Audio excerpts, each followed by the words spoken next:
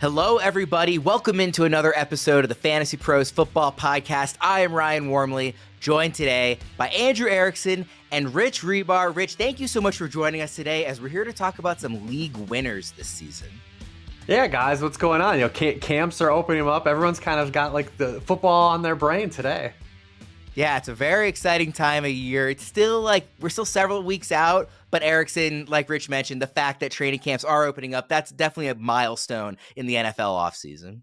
I mean, everyone's in the best shape of their life because nobody's getting hit yet. All the injury-prone players are healthy and they're playing well. Again, this is Paris Campbell. This is his time to shine. These guys with these soft body injuries, soft tissue, not day one. No, they'll be okay. Kadarius Toney already suffering from injuries before training camp. Because they got him shagging punts. You can't put the Chiefs wide receiver one out there shagging punts. Come on. Of course not. Like I said, we're going to talk about some league winners here today. We got a lot to get through, so we will jump right in. And we are using our half PPR expert consensus rankings to sort of determine our draft cost. And then these are going to be the guys we're targeting at that draft cost this season. You can find those rankings on the Fantasy Pros website. Rich, we will start with you. Who is your number 8 league winner this season? Yeah, you guys asked me for a bonus one, so I wanted to throw a tight end there. I realized I didn't have a tight end at any of the picks, so I was like, I gotta at least have plant a flag on one tight end. And I found I've tried a lot of experimentation with tight end this year as we've been workshopping drafts all summer, trying to figure out what we're going to do these final 6 weeks and hone in. And I really think that the way the wide receiver meta is being drafted, it makes it really hard to aggressively play tight end in the early rounds, or the opportunity cost is just too large. So I find myself just gravitating at cost pretty frequently, no matter what I'm doing, to Pat Freiermuth. I did the team regression series last week at Sharp Football Analysis you could check out, and one team kept consistently popping up in all these positive regression metrics, and it was the Steelers passing game. And I'm like, well, how am I going to play this? I mean, obviously we know Deontay Johnson earns targets. He's starting to get steamed. He's getting elevated. His ADP's rising. Do I want to get in the volatility of George Pickens? And I'm just like, the easiest way to play this is Pat Freiermuth, really easily, especially when you look at the tight ends that go after Mark Andrews. To say that Pat Freiermuth couldn't even outscore guys right next to him like David Njoku in ADP, but he can contend with guys like George Kittle, Dallas Goedert, I think even Kyle Pitts, maybe even flirt with TJ Hawkinson. You look at what he did in year 2, he improved in yards per catch, yards per target, all of these other areas, but where he really shined was in earning targets. I mean, he was 7th among all tight ends in targets per route. If he wouldn't have just played so much of the year hurt, I think he would have had a lot bigger season, and if Kenny Pickett would have thrown an actual touchdown pass last year. But he's going to throw one this year, and I imagine that Pat Freiermuth is going to be on the receiving end of a few of them. Rich, I know Erickson and I have talked a lot on previous shows about the Steelers offense in general and just Kenny Pickett and what the impact he's going to have on this offense. Can he be good enough to make these skill position players great? Do you expect to see a significant leap from Pickett this season, or do you think he doesn't even need to take one in order for these guys to pay off? I mean, significant leap is probably a stretch. The playing Pickett as a positive regression angle is still doesn't really help him a lot, especially if you're in one quarterback leagues, because the firewall for quarterback is just so hard to crack unless you're, able to, throw for 30 passing touchdowns and run. It's just really hard. So it's kind of Pickett to have that kind of efficiency, and especially on an offense that definitely wants to play slow. I think it's hard to play it for him. But I think when you look at all the other pieces outside of Najee Harris, it's easy to make a case that all of those guys could be undervalued. Erickson, give me your number 7 league winner this season. I'm going with a rookie running back who just passed his physical. So he's in shape. He's ready to go. Kendre Miller for the New Orleans Saints, running back, 3rd round pick by the New Orleans Saints this year. And I loved Kendre Miller coming out of TCU. He's got good size, 5'11", 215 pounds. And we still have question marks about this Saints backfield. The Alvin Kamara, we know he's going to get suspended at some point. It's kind of leaning towards probably being that 4-week suspension, maybe 6 weeks potentially, or 6 games, excuse me. So Kendre Miller, I think, has a chance either early in the season to potentially have a larger role alongside just a guy like Jamal Williams. They paid Jamal Williams, but at the same time, Jamal Williams is a plotter. He doesn't catch passes. He scores touchdowns like he did last year, but I think from a talent perspective, it would not surprise me at all if Kendre Miller can leapfrog Jamal Williams at some point during the season, especially when you look at the Saints' schedule. They have one of the easiest schedules in the NFL. So I can see running backs from this particular team really benefiting from playing with leads. The Saints are playing against the NFC South. against the Falcons, against the Buccaneers, when they have chances to build on leads, I think Kendre Miller is going to get chances. He's an explosive running back. That's why I like him a lot, and he's healthy now. So I expect big things from Kendre Miller as a rookie running back to break out and potentially be a league winner down the stretch during the fantasy championships. Yeah, quickly, Erickson. He's down at RB 50 right now in the half PPR rankings. How high do you expect that to rise throughout the course of this preseason process?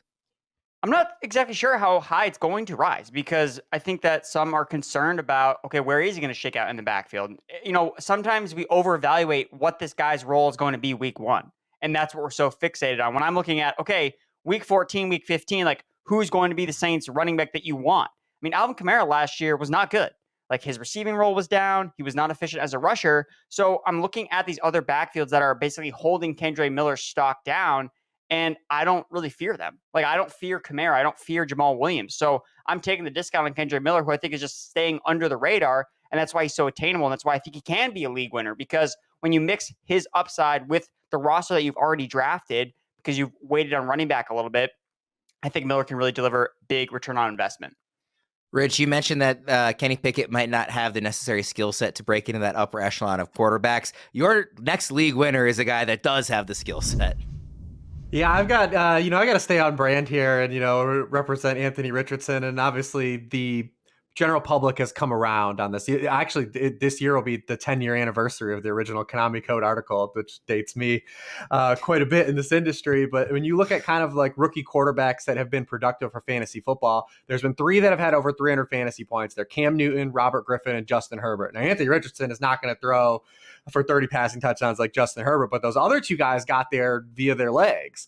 And then when you kind of look at Anthony Richardson, the draft capital that was invested in him means that he's going to start sooner than later. And we've already heard Jim Irsay already kind of start this clock too. And when the owner's kind of starting the clock, that, Shane Steichen's probably starting the clock too. And you have the background of Shane Steichen with Jalen Hurts, understanding what the skill set that Anthony Richardson has and trying to be able to kind of coax that out. He plays indoors, which we love. He plays in the AFC South, which we love.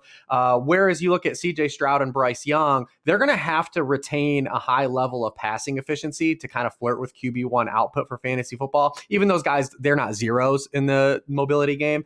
But when you have a guy that literally is the most athletic quarterback to ever test at the combine, he's like, if you were like cheating and like, you're playing Madden with your friends and you're like, I created this player and no one will know about it, right? Like, I'm going to give him all the attributes. That's what you have. He's a linebacker. It's like LeBron James playing quarterback. So there is some concerns with Anthony Richardson from like a passing stance and what his ceiling can be. But with the way rushing is just weighted for fantasy football, he's just going to have such an ultra high floor for fantasy. Like, where at worst he's like the throwback Konami Code kind of guy, like we saw maybe with Justin Fields last year or Taysom Hill a couple years ago, and he was in that run of starting. But then the ceiling's a lot higher if he's just a little bit better as a passer than maybe anticipated. Richardson is my QB1 on my Scott Fishbowl team, so I'm certainly hoping that you are right about this one. Rich Erickson, you have Richardson down at QB 14 currently. Mm-hmm. Is that just the fact that you don't have him in your, as a QB1 currently? Is that just given question marks about the player or about will he actually officially start week 1? I think with QB 14, the ranking is, okay, I want to make sure that, he's starting week 1. So there's a little bit of a hedge there. And it's still above his ADP, which is QB 15. So again, on some of these sharper sites, you're seeing Richardson go a little bit more aggressive. But I would say as we get closer to the start of the year, he's probably just going to end up moving up my rankings because I think that, like Rich laid out, he just offers a certain package that other quarterbacks just can't achieve. And I think that the narrative that, Richardson has this really high ceiling, but his floor is super low. It's like, well, his floor is low is like if he gets like benched. But the fact that he can run, we've seen quarterbacks that literally cannot throw at all and been top 12 fantasy quarterback. Cam Newton, when he came back to the Panthers, he couldn't do anything with his arm, but he was running. And the next week, he was a consensus top 12 ranked quarterback. So I think the floor with Richardson is actually higher because of the rushing. I think that should give fantasy managers more confidence in drafting him in that, back end QB1 range. Yeah, I think his ADP is higher because of the best ball element right now, because you have more insulation. You're taking more than one quarterback. In one quarterback leagues, if he's not declared the starter by week 1, he probably will float around like that tweener range. And even if he doesn't start week 1, we know he is going to start at some point. Yeah. And Erickson, to your point, just last year, Justin Fields that passing offense was basically non-existent. And in the second half of the season, he was a league winner. Guys, my absolute all-time favorite summertime activity is playing softball with my friends. And the only thing that makes softball better on a beautiful Denver evening is grabbing a beer after the game, but not just any beer. Miller Lite is the 96-calorie beer that tastes like beer and is perfectly brewed for everything summer has to offer. If I'm being honest, my softball team has struggled a bit this summer, but nothing helps wash down the taste of a loss or takes the celebration of a tournament win to the next level like a can of Miller Lite. As our coach always says, after any game ends, let's go do what we do best, drink some beers, and beers always means Miller Lite. With a Miller Lite in your hand, summer doesn't just taste great, it tastes like Miller time. To get Miller Lite delivered right to your door, visit MillerLite.com/FantasyPros. That's MillerLite.com/FantasyPros, or you can find it pretty much anywhere that sells beer. Celebrate responsibly. Miller Brewing Company, Milwaukee, Wisconsin. 96 calories and 3.2 carbs per 12 ounces. Erickson, give me your next league winner. All right, so I'm going to the running back position again. Damien Harris for the Buffalo Bills. I'm just, pushing my chips in on that. Damien Harris could potentially be the goal line back, red zone running back for the Buffalo Bills. The high scoring offense we saw in 2021. Harris tied for second in the NFL in rushing touchdowns with 15. 18 of his 20 career touchdowns have come from inside the 20-yard line. So, that's how Damien Harris scores points. He's scoring in the red zone. And I think they brought him and Latavius Murray to Buffalo for a reason, because they want someone to be this in between the tackles runner that can maybe take some of the pressure off Josh Allen. They don't have to use him as a battering ram at the goal line necessarily as much, because they saw what happened when he got banged up last year. They weren't as efficient. So I'm just looking at the moves effect, especially when they added a lot to their interior offensive line. So if we're going to see them run the ball a little bit more with some of these other running backs, I think Harris has extreme upside, and he's super cheap. He goes outside the top 36 running backs, especially in half PPR, which you get so much more for those touchdowns. I think Damien Harris could score a lot of touchdowns next year.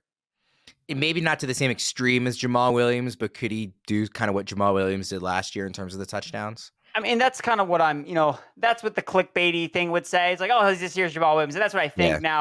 Now, Josh Allen and Jared Goff are totally different quarterbacks. So, I mean, Jared Goff is a statue. Jared Goff would never take off and run to the goal line. So, it is a little aggressive with that comparison. But can Damien Harris get to 10 touchdowns? I think he can. Rich, give me your next league winner. My next guy, so kind of the criteria I used here were either guys that could compete with being the top scorers at their position, or guys that I believe are just going to have strong end of the season finishes, when the chips are on the table, right? That's why, we had Anthony Richardson.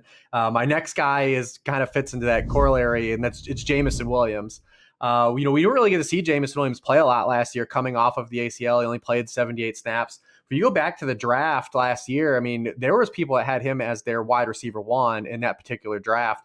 I wasn't there, but I had him very highly in that draft class, which was just loaded with players. You think about what Garrett Wilson did. You think about what Chris Olave did last year, and there were people like Daniel Jeremiah that had Jameson Williams as the best wide receiver prospect. And historically, players that are suspended are supreme fantasy football values, because people don't understand replaceability factors and replacement value that you're getting in. So where Jameson Williams may have opened the offseason up maybe being a little overvalued, he's actually kind of been undervalued right now. You're still going to get him for 11 full games in an offense that we definitely want stock in. I mean, you look at last year, the Lions were third in the NFL in yards per drive. They were fourth in touchdown rate per drive. They were fourth in scoring rate per drive. They were third in punt rate per drive. They were second in turnovers per possession. This was an elite offense indoors, and and he's got a wide open target tree. Do we really think that Marvin Jones and Khalif Raymond and Josh Reynolds are going to prevent him from playing this year like he did at the end of last year coming off ACL? I don't buy that. So I want to grab in this discounted Jameson Williams. You can easily grab him as your wide receiver 5 on a lot of teams with the way the wide receiver meta is. So I just want to grab him and just enjoy that late season production. I want to put you on the spot, Rich. 1 year from today, where will Jameson Williams be ranked in all of the preseason rankings for 2024? I think we'll probably see him as a top 24 guy, similar to where Christian Watson's going now. I think that's fair. He's obviously got the big play skill set as well. Before we get to some more league winners, let's take a second to talk about one of my absolute favorite Fantasy Pros tools. That is the Cheat Sheet Creator, which can be found at fantasypros.com/draftwizard. I use the Cheat Sheet Creator every August to prepare for every draft, and you guys should too. It's a simple and fast way to create a cheat sheet specifically tailored to your league. You can specifically find it at fantasypros.com/sheet. You can use your own rankings or any combination of your favorite fantasy experts in the industry. You can also add up to 3 custom player tags for each player, and those tags will show up during the draft. These can be things like players to avoid, sleepers, or even top league winning targets. Speaking of, let's get back to today's show. Erickson, give me your next league winner. Going with wide receiver Skyy Moore for the Kansas City Chiefs. Who knows who the wide receiver one for the Chiefs is, and who knows if it'll even matter. But if I have to pick somebody, I'm going to go with Skyy Moore, second round draft pick last season. And, he was underwhelming as a rookie. We didn't really see him pop a lot, especially based on the expectations of where he was going. But, where he came from school, it was kind of to be expected. From Western Michigan, should we have expected him to hit the ground running in the NFL, especially when he didn't have a starting role? Because Juju Smith-Schuster, Mecole Hardman, these guys were in front of him on the depth chart in terms of the slot. They were the guys that were playing in the slot for the Kansas City Chiefs, but now both those guys are gone. We have so many vacated targets in this offense that we're trying to put on everyone. We know Patrick Mahomes is probably going to throw for 5,000 yards and 45 touchdowns. So it's Travis Kelce can't catch all of them. So is it just going to be just a straight line for all of these playmakers across the board between MVS, between his name is escaping me, the slot receiver from the Giants, Richie James Jr. There are just so many guys here. But if you have to pick someone, I'm going with Skyy Moore. And it's because when he played in the slot last year, he was productive. After Juju got hurt in week 10, Moore led all Chiefs wide receivers in targets over the next 2 weeks. 12 targets, 10 catches for 99 yards. Over 3 yards per route run as the team's primary slot receiver. In college, that's where he led the nation, was in the slot. So I think with this slot chair open in this offense, Kadarius Toney already dealing with an injury, I think Skyy Moore could really blow up. And I think that people were burned so bad from him last year that they're afraid to dive back in when it's okay, we're going to draft a second-year wide receiver, which are usually good bets to make anyway, and Patrick Mahomes also happens to be his quarterback. And he's ranked outside the top 45 wide receivers. For me, it's the sky's the limit here. Let's go. Yeah, Rich, I want to get your opinion on Skyy Moore because I'm buying the upside that Erickson is selling here, but I think he might be underselling just how ineffective Skyy Moore was last year. I mean, if you look at the half PPR rankings in his game log, he finished as a top 50 receiver twice. He was 36th once and 49th the other time. The rest were all 50 or worse. I mean, he was a zero impact of a player in fantasy last season when a lot of people had him as a sleeper, as a rookie going into last year. So what do you make of Moore coming into the season? Yeah, he's starting to get that steam again because, people will double down and say well, this is what I thought this player's prospect. I don't think there's any problem with that. I think as a prospect, he was fine. I think he was a little oversold just coming out of that conference he was in. He was a guy that basically was a slant demon. All his production just came on slants in college. He had 300 more receiving yards on slants than any player in that draft class last year. But he is going to be playing more of a natural position. It's with the Chiefs, I still think we're going to see more of a rotation. Because here's the thing, if Skyy Moore has that slot role, does that mean he's going to play in 2 wide receiver sets, or is he limited to only playing in 3 wide receiver sets? Because the Chiefs didn't play a lot of 3 wide receiver sets last year. So does that hamper him? There's a lot of still questions there. Obviously, you still have the Travis Kelce factor. I'm really curious to see what happens when this offense doesn't have Travis Kelce eventually. 1 year that might happen. The guy just stays healthy forever. But I don't really have a problem, really a pushback of anyone taking shots on these Chiefs guys. I think it's similar to Rashee Rice is in a similar situation to Skyy Moore this year, where he's clearly going to supplant Marcus Valdes-Scantling, but will it be this year? It'll be down the line like Skyy Moore was to Juju last year. So we'll have to kind of stick a pin in that, but we'll see what Kadarius Toney's injury kind of opened up here for kind of the revolving door. But I think Toney was a guy that I think was more hopium than anything anyways. Oh, for sure. And we've talked about this in previous shows all offseason too. There really hasn't been a receiver in the Patrick Mahomes era besides Tyreek Hill that has really elevated and been a major league winner type of player. Juju last year might even be the closest to that and clearly wasn't any kind of league winner. It's really been the Tyreek Hill and Travis Kelce obviously show, with Patrick Mahomes. Rich, sticking with you, give me your next league winner. Yeah, the Chiefs also slow play rookies. Obviously, they're a good team and they have more affordability than some of the other teams in the NFL. But they've historically slow played a lot of their offensive rookies. So maybe keep that too in mind for the Rashee Rice hope. My next guy is Marquise Brown, and it's for the similar reasons similar with Jameson Williams. I'm not like super excited to roster Marquise Brown early in the season, but you can grab him as your wide receiver 4 flex spot early in the season, where you can just play volume and floor based. But when you get Kyler Murray back, there's a lot more upside there. I mean, over the opening 6 weeks of last season, he was 5th in the NFL in catches, 7th in receiving yards. But when you look at his splits with and without Kyler Murray, they were night and day. I mean, he came back. Kyler was on the outs. He had gotten hurt, and then he played the rest of the season with that rotation of Trace McSorley, David Blau, Colt McCoy. 30.2% of Brown's targets were deemed inaccurate due to the quarterback over that span. It was the highest rate in the NFL. With Kyler Murray under center, it was 19.7% inaccurate rate due to the quarterback. With Colt McCoy, it was 38%. So we're definitely not holding out any like real hope that he's going to be a positive player early in the season, but we're going to get Kyler Murray, I think, probably earlier than people expect. And we're going to get a version of Kyler Murray where he's not going to be running around like we saw with Joe Burrow when he came back from the ACL. So I still think we're going to get a big time target bump for Hollywood Brown. For a guy that goes, in the wide receiver, 30 to 35 range, you can grab him because when you say wide receiver 30 to 35, you say, well, that's wide receiver 3. But my rosters already have 3 or 4 wide receivers by that point. We're at that point of the player pool. So grab him, sticking him on my bench, and I'm going to try to ride that late season upside.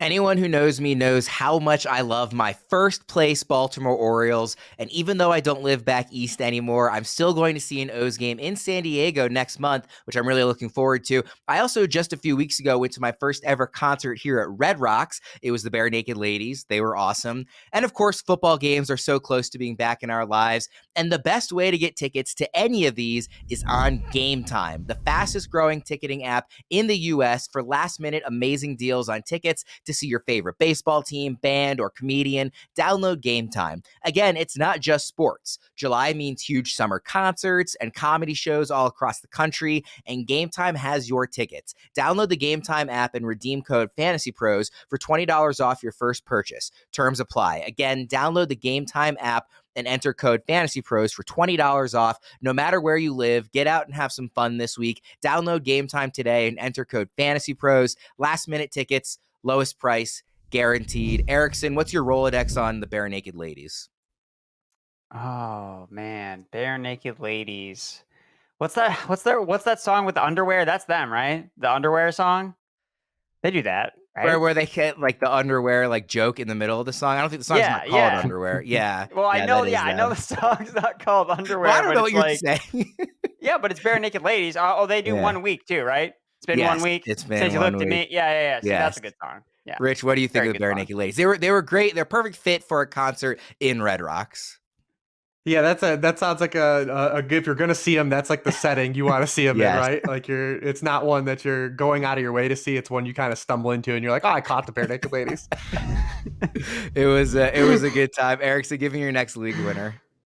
All right, another running back, Cam Akers for the Los Angeles Rams. I'm always afraid to dip my toe back into the Cam Akers pool because it has not been profitable over the past couple seasons, basically since the end of the NFL. Super polarizing running back, but he just turned 24 years old, and it looks like finally we can enter the season with some confidence that he is actually the team's RB1. You're looking at what he did over the last 6 weeks of the year. There was no Stafford, there was no Cooper Kupp. Sean McVay was like, we got to unleash Cam Akers. Like, we got to use this guy. And he delivered. He was the RB4 overall in the final 6 weeks, led the NFL in rushing yards per game. So after basically being a bust throughout the entire season, the last 6 weeks, if you held on to him, if you picked him up, like, he was a league winner last year for you, Cam Akers. So I think that if he can roll over what he did at the end of last year, with him now kind of looked at as a central figure of this Rams offense, with Stafford back, with Cooper Kupp back, and really not that much competition. I mean, they added Sony Michel and a bunch of guys that are picked on day 3 between Zach Evans, Kyren Williams. Like, it's Cam Akers or bust right now in this backfield. And I think another year removed from an Achilles, I think this is the year that you can be in on Cam Akers. So I'm diving back into the pool. I'm not sure if I'm going to come up, but we'll see. Are you worried about, like, with the health of Stafford, just the offense being bad enough that it doesn't matter if he's RB1, he's just not going to score enough?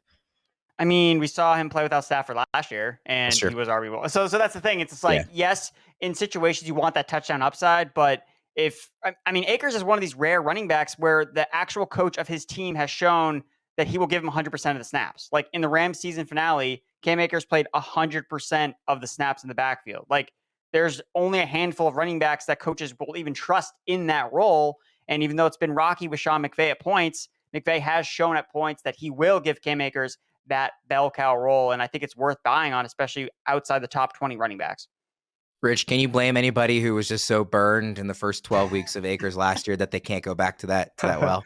Yeah, no, but I mean, I think if you're anything like, you're going to poke holes in Akers, I think it's just the receiving role. Like how many passes will he catch? Because I think the Rams are actually be a better offense than people think. We always look back at like what just happened recently and kind of consider that as like the norm. But I mean, the Rams aren't going to be as bad of an offense. Like Stafford's going to be healthier. You have McVay, the offensive line. There's just no way it's going to be as bad as it was last year. Now, are they going to get back to 2021 production? I doubt that too. But I do think they're going to be a lot better offense than what we saw last year. I think too, their defense is much worse. Like I feel like they're a team where it's like, oh, Rams, the new Coors Field, baby, let's go. SoFi Stadium, here we go. 200 Cooper Cup targets. Let's go get them. All right, Rich, give me your next league winner. My next guy is Christian Watson. I mean, this is just the siren song for me. You tell me I could get a 6'4" wide receiver that runs a 4.35 40, like, oh my goodness, like this is, I'll go on this hill and die as many times as possible. But we also saw like Christian Watson kind of tap into like that upside he had last year. I mean, he was another guy that was like one of these league winners. We saw the upside with him from week 10 on. He had 520 yards, 7 touchdowns. He did run hot in the kind of scoring department. I mean, he was the wide receiver 9 in fantasy scoring, but he was the wide receiver 20 in expected points over that span too, which is right around where he goes, which is fair value. And you still get a little bit more upside. Maybe he gets a little bit better. You look at him though, I see people compare him to Gabriel this year's Gabe Davis, but I don't see how it lines up because Gabe Davis was never a target earner at a point that Christian Watson showed last year. Over that span from week 10 on, he was 12th amongst all wide receivers in target rate per route run, 25.6% of his routes. We have the unknown Jordan Love factor, but what if Jordan Love just has to kind of play on par to where like Aaron Rodgers 2022 was? He doesn't have to be Hall of Fame Aaron Rodgers, but like what if he can get, if that's an achievable bar? The Packers also have our number 1 easiest passing schedule at Sharp Football Analysis this season. And you look at Christian Watson and there's some volatility there. There may be, but again, he's another guy that goes as a wide receiver 2, and you see as the surface, he's a wide receiver 2. But by then, when I'm hitting the wide receiver 20, he's usually the 3rd wide receiver on my roster, sometimes the 4th. So I love adding him as like that kind of upside play when I've already got like 2 really good wide receivers. Erickson, I know you're not as gung-ho about Christian Watson as Debro would be if he is on this show, but where do you come down on Watson this season? Look, I totally understand the upside appeal with Watson that Rich laid out here. I think it's perfect. But look, with a lot of these breakout league winner guys, especially these wide receivers, it's like they also come with a shaky floor sometimes, where it's like if they don't hit this upside, then they're probably going to crater. And it's not going to be like Christian Watson, when I look back and he was like a solid wide receiver, 28. Like it's either like top 12 Watson or he's going to be like outside the top 40.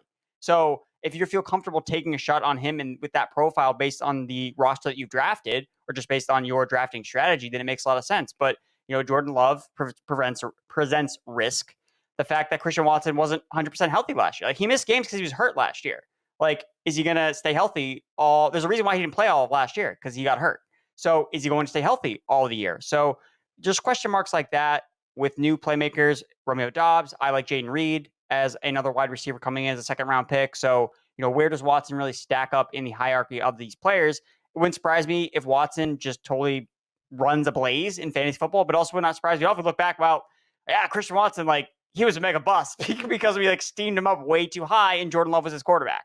So I think those are just things you need to weigh in particular. And the player that I'm going to talk about next, I like just ahead of Christian Watson because I think he actually comes with less risk, but I think maybe more of a higher floor. And I think actually the same type of upside.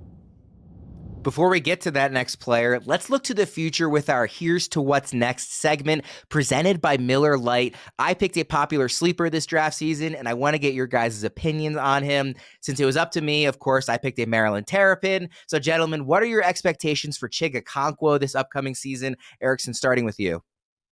Look, I mean, I was much higher on him before the Titans signed DeAndre Hopkins. Now, to me, it seems like Chig is more of a, yes, he's a super efficient as a rookie. I think he led all tight ends in yards per route run last year as a day 3 rookie, which is really impressive. But at the same time, are you going to feel confident starting this guy any week of the year? I think he's almost better in a, quote, better in best ball because he is explosive. Like, he's going to have some spike weeks of production, but if I'm going to be plugging in a tight end into my redraft lineup, I got to have some semblance of confidence that, okay, this guy could see like 5 or 6 targets this week. Like, I don't know how many times Treylon Burks is going to see 5 to 6 targets in a week in this Titans offense with DeAndre Hopkins added to the fold if they're going to be running Derrick Henry into the grounds. So for me, he went down in my rankings a little bit. There's a couple other late round tight ends I like a little bit more, like a Gerald Everett, who I think has a lot of touchdown upside, or a guy like Mike Gesicki, who I think could stumble into a lot of targets in the Patriots offense. So I get the appeal from his explosive skill set, but I'm just concerned about the lack of consistent targets. Rich, what do you think? Yeah, I pretty much echo that. I mean, I don't have a problem with anyone swinging on this because he plays a low bar position. I mean, let he who has not chased an athletic tight end in fantasy football cast the first stone, right? We've all gone on the Chigoziem Okonkwo hill. Your version might be Rob Hausler. It might be Ladarius Green. It could be a number of guys, but I don't fault anyone for doing this because at tight end, what the hell are we doing here, right? Like, you want me to take Dalton Schultz and say, like, I treaded water? I'm not doing that. I'm not doing that. I'm going to go down, swing, guns ablaze. I'm going to try to run into something. But yeah, obviously the offense he plays in, the potential that we even still might see Will Levis at some point are all down factors for consistency. But I mean, he does fit the archetype. If you're going to swing, go down big. With a Miller Lite in your hand, summer doesn't just taste great, it tastes like Miller time. To get Miller Lite delivered right to your door, visit MillerLite.com/FantasyPros. That's MillerLite.com/FantasyPros, or you can find it pretty much anywhere that sells beer. Celebrate responsibly. Miller Brewing Company, Milwaukee, Wisconsin. 96 calories and 3.2 carbs per 12 ounces. Erickson, you teased your next pick here. Give me your next league winner. Number 3. We're into the top 3 for each of you now. Yeah, I can't believe I'm going back to a Denver Broncos wide receiver, but here we are. I'm going to go with Jerry Jeudy here, former first-round pick, entering his 4th season. And similar to Christian Watson, he was big down the stretch. We had a really big game against the Kansas City Chiefs, I believe, where he caught 3 touchdowns. But even if you don't, just including that particular game, I mean, over the final 5 weeks, when he was basically playing a full allotment of snaps after he came back from an injury, weeks 14 onward, he's wide receiver 3 overall in points per game. In half PPR, wide receiver 4. In full PPR, he finished the year 13th in target rate per route run at 23%. So he showed that he could earn targets, especially alongside some talented playmakers like a Courtland Sutton, like a Greg Dulcich. So he was out there and he was producing with Russell Wilson. Like, that's the biggest thing for me is we've already seen Jerry Jeudy produce at a high level with Russell Wilson as his quarterback. So it has me less concerned about, okay, how is he going to do this year? It's a new coaching staff coming in, but the quarterback is still there. The connection that he showed with Russell Wilson is still there. So for me, that's why Jerry Jeudy kind of profiles as my favorite wide receiver breakout in the middle rounds, because he's improved every year of his NFL career. Like, that's the one thing we kind of label guys as they first come out, what they do. This is Jerry Jeudy. Like, he's an underwhelming first-round pick, but through 3 years in the NFL, every year he's gotten better and better and better. After not finishing as a top 45 receiver first 2 years in the league, last year finished as wide receiver 21. This year's being drafted as wide receiver 20. So for me, it's like, I feel like we're getting him at his floor a little bit, assuming that he is the number 1 receiver for the Denver Broncos. But the ceiling that he showed at the end of last year kind of reminds me a lot of what happened with Amon-Ra St. Brown. Just guy went in fuego, and then the next year we're kind of like, well, was it real? Was it not real? And I think it is real with Jerry Jeudy. So he's someone that I'm aggressively targeting because I think he could have really big upside with Russell Wilson improving with Sean Payton taking over. Quickly, is there a comparison you would make to like previous Sean Payton offenses in terms of the role you expect out of Jeudy, like Michael Thomas, Marcus Colston, like any of these historic guys that Sean Payton has done well with? Do you see Jeudy fitting into any of those roles? I mean, ideally it would be like, selfishly, I'd love to be in the Michael Thomas role because that would Sure. be great. He's a great route runner. That's kind of what Jerry Jeudy is mostly known for, is his route running. I don't think that he really, I know Courtland Sutton has talked about like him playing in that Michael Thomas role. So I don't know if it's really one particular role that Jerry Jeudy would just be like, oh, he's going to be this player from Sean Payton's old offense. I think he's kind of like a hybrid in some of those different roles. So I'm not sure if that answers your question, Worm, but that's my answer for you. It answers it enough. Rich, give me your number 3 league winner. My number 3 guy is Lamar Jackson.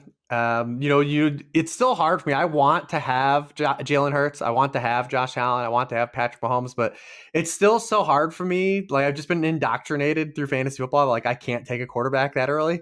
So like Lamar is kind of the next guy that kind of comes off the board. He fits kind of the profile I'm looking for. And then it's just hard not to be excited about all the changes the Ravens have made around Lamar Jackson. It's unfortunate that it took paying him $260 million to get into bed with this. And they didn't try to do this during his rookie contract. But they finally are altering this offense to play through Lamar Jackson. And I think they've been exposed the last 2 years of how just terrible that roster's been outside of Lamar Jackson when Lamar Jackson hasn't been able to play. And, I like Tyler Huntley. I think he's a really solid player, but the lack of talent on that Baltimore Ravens team the past 2 years was just really exposed when it wasn't getting anchored by Lamar Jackson making plays. I mean, you look what Lamar Jackson was off the field in the 11 games the last 2 years. I mean, they were 31st in the NFL in touchdown rate per drive. They were 31st in the league in yards per passing play. And it's because they're running an offense through Demarcus Robinson. It's Mark Andrews and then like Demarcus Robinson was their leading receiver. The Ravens wide receivers, the final 14 weeks of last season, had 1 touchdown reception. Absolutely bonkers in the year 2023.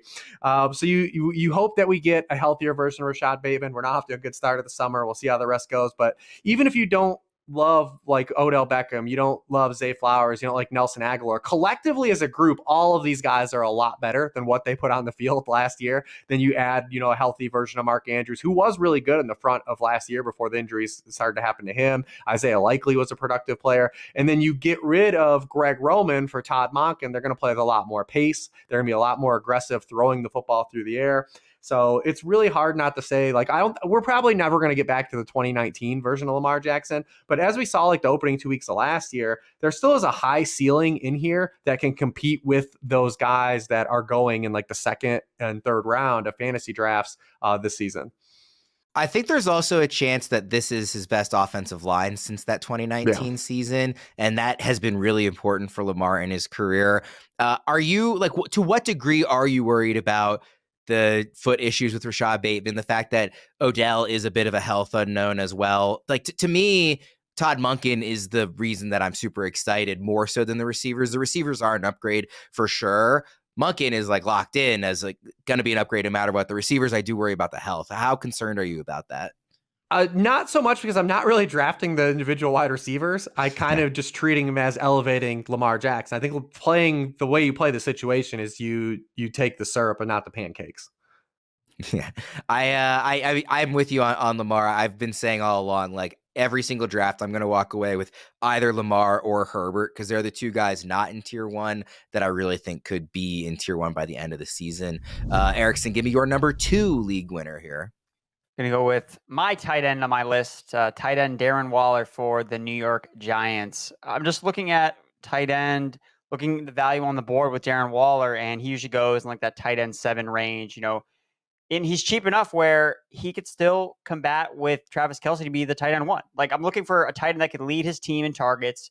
We're trying to figure out which of these Giants wide receivers could potentially step up, kind of in a similar way that we're doing with the Chiefs offense. Now, it's not to the extent, because the Giants passing game is very different than the Chiefs passing game. But at the same time, why isn't it just Darren Waller? Like, that's the answer to the Giants passing game. It's Darren Waller. He's going to be on the receiving end of all the increase in touchdowns that Daniel Jones throws in 2023. Brian Daboll traded for Darren Waller. Like, he wanted to get him on his team. And the fact that they just add every single slot wide receiver, it just makes it seem like Darren Waller stands out even more, because he's just built like completely opposite of a slot receiver. Like, he's a big body receiver that can win on the outside, that can move inside of the slot.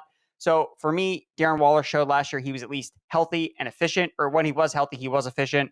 He was second in the NFL in yards per reception, 10th in yards per route run, second in top 6 finisher rate. So he was putting up some big weeks when they're using him as a downfield weapon. I don't know if they're going to use him in that exact same role with Brian Daboll, but At the same time, I'm looking for volume with a tight end that's done it before. He's been a top end fantasy tight end before in the past. So I think in this role, especially what we saw from Daniel Bellinger last year, where Daniel Bellinger was playing a very salivating role for the Giants. He was on the field for nearly every single snap. If that's going to be Darren Waller's role, he's going to deliver at least value as the tight end 7 in ADP. Rich, give me your penultimate league winner. This one's not always someone I take. I'm not like aggressively drafting, but I think he fits like a certain builds, and I'll talk about some of those in a second. But I think Breece Hall, where he's at, what he represents, definitely fits kind of the mold of what we're talking about. Because I think he's kind of the firewall at running back. Like when you get past Breece Hall, it's kind of, you're into that, prototypical dead zone, right, of guys. But when you're talking about a guy that could be a 3-down back, down the course of the season, because obviously he's coming back from the ACL. I don't know what to believe what Robert Saleh's selling, but all of the kind of like injury guys, listen, I'm no doctor, but all of the injury guys, the football doctors seem to be on consensus and lockstep with Breece Hall, that like there's not as much risk with him that people are trying to make out to be, obviously because of the ghosts of ACL pass, but everyone's been cognizant. The drumbeat has been his age, physical profile, the timing of his surgery, that like he should be, as the season progresses, be back to being 100%. We might have seen it with Saquon 2 years ago if I forget what wide receiver stepped on his ankle and it just like sabotaged the rest of the season, because Saquon is really starting to cook coming off of the ACL the prior 2 weeks. I for the life of me can't remember who it was that stepped on him. It was Tony, right? Wasn't it Tony that stepped on him? That was my first thought. I'm not sure. Of course, it would be. It was Tony, right? Like it was Tony that stepped on him. I'll look it up. I think it was Tony that stepped on him, but basically, so like the other thing too is like if you look at the Jets schedule, the Jets opening 6 games are absolutely miserable, but we're looking for that stretch run of like fantasy juice. It was Tony, by the way, which is just thematically appropriate. Tony's just been out here wrecking us for he just has to bring that. He has to bring everybody down with him. It was Tony, man. Yeah. But you look at Breece Hall. He led all running backs in yards per touch last year. That was in an offense that was pretty miserable. Obviously we're getting the Rodgers bump. We're looking for more red zone efficiency. Like I said, the schedule gets a lot better as the season goes on. Where I think Breece Hall really fits most in like the most builds are when you are in like the front 4 or front 5, and you start wide receiver. And because I think when you're in those spots, it's almost inviting you to go wide receiver, running back, and then go wide receiver heavy, or if you mix in a tight end quarterback throughout those rounds. Because sometimes when it comes back to you in that second round, you've already hit that wide receiver 1 firewall and you're looking down the gun barrel of like T. Higgins and like, oh man, like am I going to take T. Higgins in the back of the second round over Nick Chubb? So like you can go like Justin Jefferson, Cooper Kupp, Jamar Chase, Tyreek Hill plus Nick Chubb. Then you come back with a Breece Hall in the third round and you have an anchor running back plus the upside of having maybe 2 RB1s, which still provide positional leverage if you have them. And you've still got your alpha wide receiver. And then you're just hammering running backs the rest of the way. And then what you do in the kind of the middle portion of the draft is you just grab a guy that can get you front end of the season, like snaps, like Jamal Williams or Samaje Perine or something like that. We'll see if Samaje Perine has that role. But I think there are a lot of ways that Breece Hall fits particular builds where he can look back and you can say like, man, I built like an absolute ceiling roster by adding him at this spot. Now, I think if you take Breece Hall as your RB1, there's a lot more fragility in that scenario. It feels to me like you're getting, if you assume that he's going to be healthy at a certain point in the season and for the rest of the year, it feels to me like you're getting a guy that would have been a first round pick. Do you think that's crazy to think if he didn't get hurt last year that he would be going in the first round of drafts this year? Just given hype around the offense, like how good he looked, and like you said, his athletic profile, all of it. Yeah, he would definitely be a top 6 pick, I think, this year if nothing happened last year. Yeah, I totally agree. So that's just, again, if you believe in the health, that's pretty darn good value where you can get him. Erickson, give me your number 1 league winner this season. Quarterback Deshaun Watson for the Cleveland Browns. Now, you're trying to combat all of these elite passers and rushers with Jalen Hurts, Mahomes, Josh Allen, guys that go in rounds 2, 3, and 4. There's a reason why these guys are being pushed up the boards, because they are the cheat codes. As Rich has laid out, they're not only running the ball a lot, but they're also throwing the ball a lot. So it's a lethal combination that if you go late round quarterback, you just can't keep up. Like with some of these guys that can just score so many points any given week. And the one guy that I can pinpoint as someone that could enter into that threshold is Deshaun Watson, because he's already done it. He's been a top 5 fantasy quarterback every single year he's played at least 15 games. And the only reason that he's going where he's going is because of how bad he was when he came back after so much time off. It's like, what were we expecting? Of course he was going to be bad. Like, given all the weather conditions, given all the time, like the distractions, like everything that was surrounding him at the time, it's like, were we expecting him to come out and just show no signs of rust? Like, he should have played bad, and that's exactly what he did. But at the same time, he still showed rushing ability. He averaged nearly 30 rushing yards per game. And we are so thirsty for rushing upside at quarterback. I just don't understand why people just won't want to draft a guy. Or I understand why you wouldn't want to draft Deshaun Watson, off the field issues aside and what he did. But at the same time, from a fantasy perspective, like, Deshaun Watson checks off all the boxes of a fantasy quarterback that can be an elite player to your team, especially given where he goes. Like, you can fill out your entire starting roster with 2 stud running backs, 3 receivers, a tight end, and then throw Deshaun Watson on top of it. If he hits his top 5 ceiling or top 3 ceiling, you're going to have a super team. And you're going to be able to beat those other teams with the Mahomes, with the Allens, because you have Watson, and then every other player on your roster is a little bit better than the guys that they drafted because they had to invest such a high pick in the Mahomes, Josh Allens of the world in rounds 2, 3, and 4. So I just think from a roster perspective, Deshaun Watson really sets you up to build he sets you up to build a league-winning roster, in my opinion. And I just think that he's being held too hardly what he did last year, when I don't really think that that's as relevant as what we should be projecting him into 2023 when he's got the full offseason. Kevin Stefanski, Alex Van Pelt, like, we've seen these guys coach a quarterback, Baker Mayfield, in year 3, helped him bounce back. We've seen Baker Mayfield not play very well, but under this current coaching staff, he did play well. So I think Watson can bounce back, and even just giving the rushing upside, I think that's why he can be a league winner. Rich, we got to be quick, but I'm just curious because he is kind of a hot button player. Deshaun, are you kind of in or out on him this season, bouncing back from last year? I mean, he's the type of archetype of quarterback to take a swing on. If not, then you're just streaming the rest of the pile. I will say, you have to kind of go back to Dante Culpepper to find a guy that was as good as Deshaun Watson was to open his career and just was never good again. And, Culpepper was older. He had the knee injury, lost Randy Moss. So, I mean, it'd be kind of unprecedented if Deshaun Watson was just bad at football at this point. Granted, there is also a factor of people just outright don't want to root for him at this point, sure, too. Mm-hmm. But it's really hard to see a guy that was as good as he was just not being good at football anymore. Rich, give me your final league winner here. My last guy is Tony Pollard. Still think he represents some value where he's going. I tried to kind of follow the draft board, right? With these a little bit. So, Tony Pollard is a guy that's just consistently gotten better every year in the NFL. His touches, his production have gone up every year. Finally has the keys to the backfield this year. He only has 13 career games where he's had 15 or more touches, but in those games, he's averaged 19.6 PPR points, 112.6 yards from scrimmage, 13 total touchdowns in those games. He's played 3 games without Ezekiel Elliott in his career, and it's gone over 20 points in all of those. The one thing with Pollard is you're a little bit worried about just how much of the long touchdowns he had last year, but now we don't have Ezekiel Elliott on board to poach the goal line carries. Do they add a guy? Remains to be seen over the course of the remainder of this preseason, but they have not done it yet. So if he can just kind of get those goal line carries, that unlocks the next ceiling. It kind of reminds me of Austin Eckler a couple years ago, where people were trying to talk themselves out of Austin Eckler, even though he was a hyper efficient player, and we knew he was going to have this extended workload after Melvin Gordon was let go. And, he ended up absolutely destroying. I see something very similar. And Tony Pollard's a bigger back and a more explosive back than Austin Eckler was at that time. So I just feel like people are looking for reasons to kind of talk themselves out of Tony Pollard. And it's not really, this dude's been ultra electric. He's so good at football. The Cowboys offensive line is better right now than where we left off last year.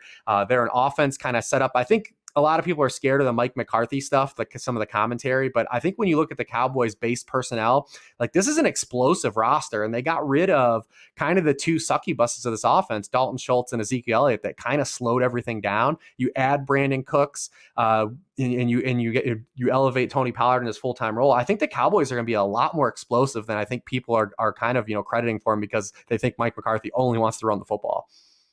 Rich, Debro is not on this show, but once again, I'll mention him. He has Tony Pollard as his RB1 this season. That's a step too far, right? A flag play? No, I mean, it's wide open. I mean, you can kind of take apart, I think, any of the running backs this year at the top. So that's bold, man.